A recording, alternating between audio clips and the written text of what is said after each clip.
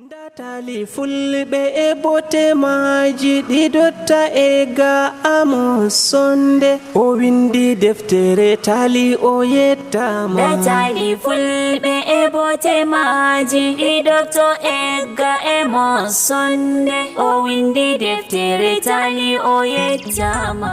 Ummatore barka men e wakkatire nde on jarama on jurama on compama on yettama sanne. Inde am dada Islaha. Hande mi waddani on taalol nder deftere taali fulɓe e bote maaji nde Dr. Egga Emos Sonde ardiɗo huwoɓe diwal Adamawa Chief of Staff windi.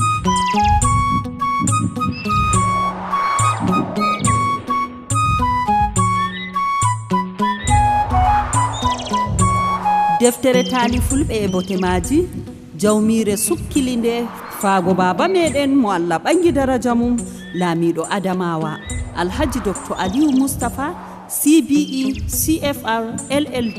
Allah yaafumo Allah hinnumo. Taalol ngol en fuɗɗirta kangol woni taalol arandewol nder deftere man. Inde maagol Taalol Gorko feere be lamɗo.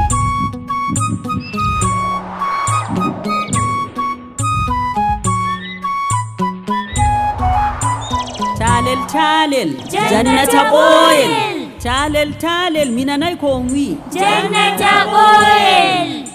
Taalol gorko feere be lamɗo. Woodi gorko feere boɗɗo ni o wari ha wuro wala mo andi ha o ifti. Sey o dilli wuro wongo o ɓangoy o hoosi debbo maako o ɗo warta. Sey ɓe jotti ha beelel feere ɓe jooɗi ha ɓe ciwto.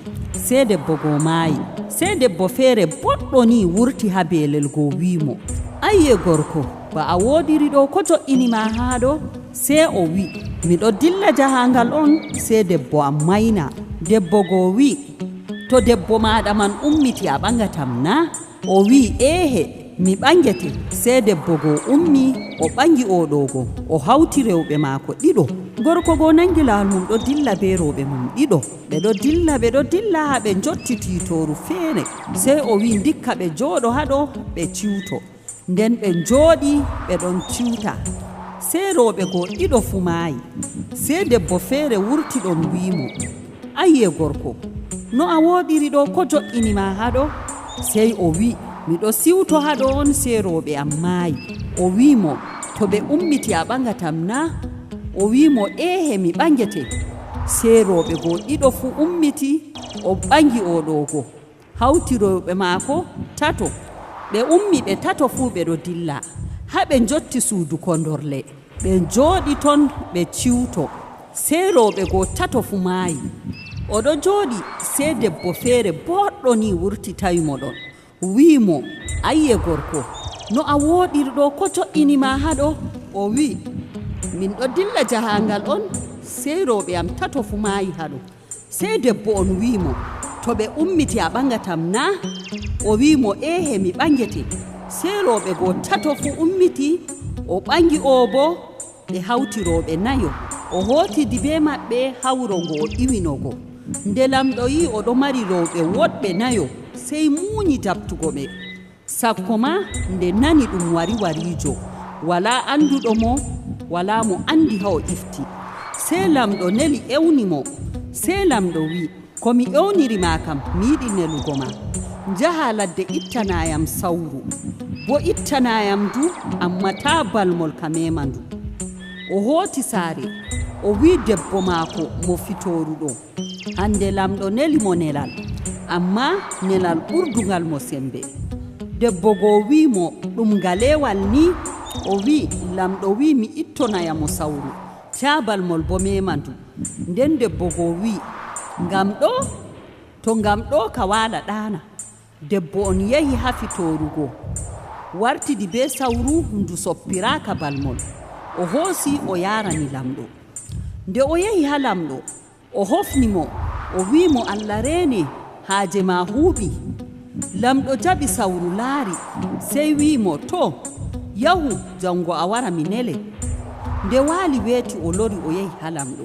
Sey lamɗo wimo o yaha o waddanamo daccere hayre. Sey o hooti ha debbo maako mo weendu o wimo lamɗo neli mo nelal, amma o andi lamɗo yiɗi wargo mo. Lamɗo wi mi waddanayo mo ɗaccere hayre. Debbo wimo to ngam ɗo kam wala ɗana. O wali o ɗani. Debbo dilli wuro maɓɓe yehi waddi ɗaccere hayre hokki mo. Weeti fajiri o hoosi ɗaccere o yehi ha lamɗo o hofni mo, o wimo barkama haaje ma huuɓi. Lamɗo wi waddu mi laara. O hokki mo. Lamɗo wi jango to jam a wara mi nele. Jango ɗon fajiri cup o dawi o yehi ha lamɗo o hofni lamɗo. Sey lamɗo wimo yahu miɗo nelde nyamduji fuu buhu buhu, bako wala weeta a sotta a laɓɓina ta ko wabbere jillindira. Sey o hoti ha debbo maako mo suudu kondorle.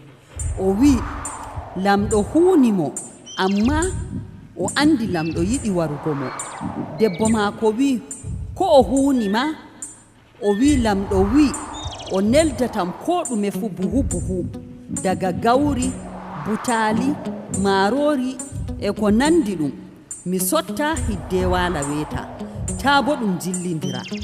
Debbo maako wi ngam ɗo tan, to ɗo wala ɗana. Sey debbo go yehi ha suudu kondorle surgiɗe bako weeta ɗe cottidi. Nde weeti gorko go hoosi buhuji ɗin ɗi fuu horani lamɗo. O wi lamɗo haaje ma huuɓi. Lamɗo wi to hami laara. Maccuɓe firti buhuji woore woore ɓe laani ɓe tawi ko ɗume sottama laaɓi jillaka bo. Sey lamɗo wi o yaha jango fajiri cup o wara o nela mo. Sey nde weeti o dawi o yehi ha lamɗo o hofni mo. Sey lamɗo wi mi waɗan lamar a wara ha faada ka, mi wurtinan rooɓe am ngara keɓta moy woni dada saare. To a hefti mo ɓe mbara am a mara laamu am be jawdi am fuu. To a heftay bo ɓe mbari. Nde o hooti o yewti dada saare maako. Sey ummi warti pulel nde nayum ni yehi nasti saare lamɗo. Nden wi mi nani lamɗo waɗan faada. Rooɓe lamɗo mbimo o wi lamɗo ka haɓɓi warugo derkejo o. Nda o wari warugo on, o anda dada saare. Jotta kam lamɗo jaalotomo.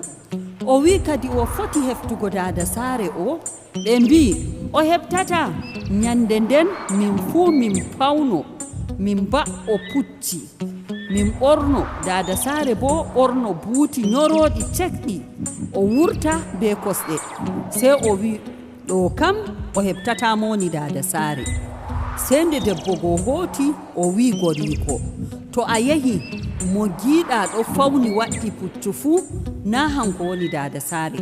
Dada saare kam be kosɗe wurtoto ɗo ɓorni buuti nyoroɗi cekɗi. Nde faada hawti sey o wari o jooɗi.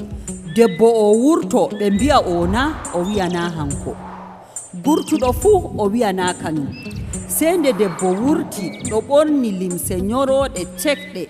Sey o wi yowwa nda oɗo woni dada saare lamɗo. Sey ɓe coppi lamɗo be kafayi ɓe mbari mo. Gorko go warti lamɗo hoosi jawdi lamɗo be maccuɓe fuu o mari o laami. Takala mules Taali fulɓe e bote maaji ɗi Dr. Egga e mo sonde o windi deftere taali o yettama.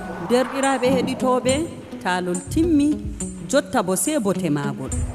Taalol ngol ɗo saawi kujeji ɗuɗɗi masin ko laarani gikkuji mawɓe men, daga mawnitaare haa dukki haa sadaku dow ko himɓe moƴƴa.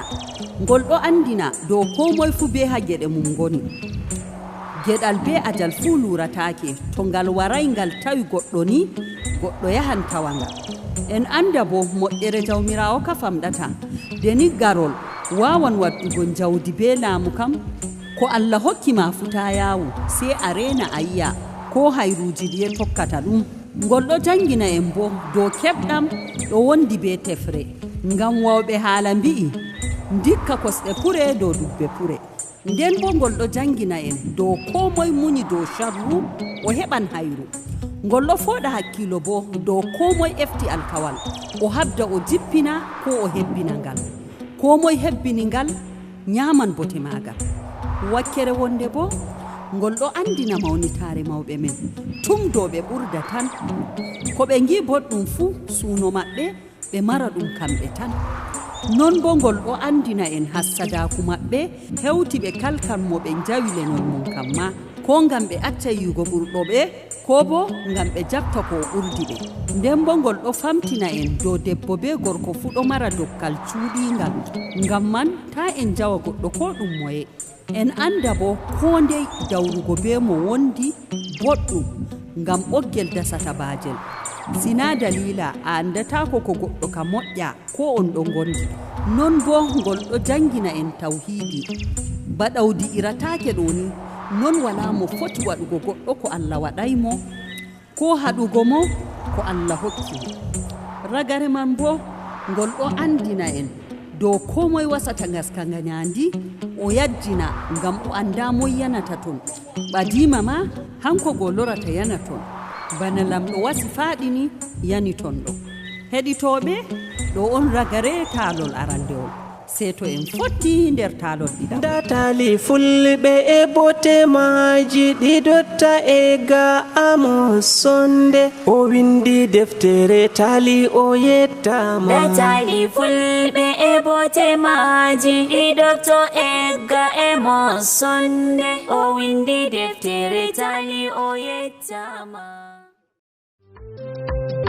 Kala debbo yiɗi andugo dimmu hoore mako fuu o wonda be Kode Radio International.